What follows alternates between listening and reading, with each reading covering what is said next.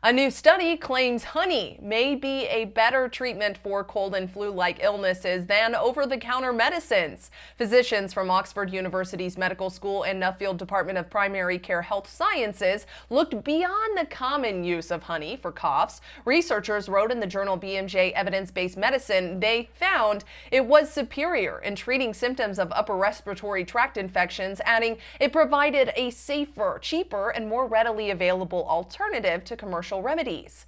Katie Johnston for CBS Local News.